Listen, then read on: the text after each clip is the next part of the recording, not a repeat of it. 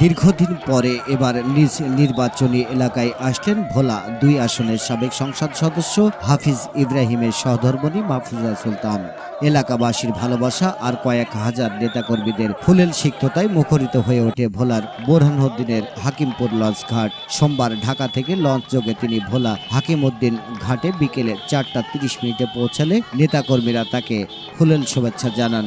বিশাল motorcycle শোভাযাত্রায় তিনি ভোলা থেকে চলে যান তার বোরহানউদ্দিন সাবেক এমপির বাসভবনে।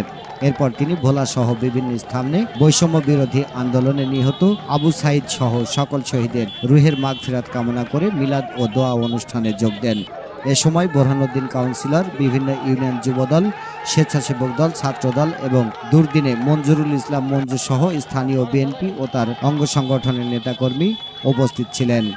ভোলা থেকে Ziaul Faruk Robi, staff reporter, Bangla ৭১ television. Bangla ৭১ television, সত্য প্রকাশে আপোষহীন।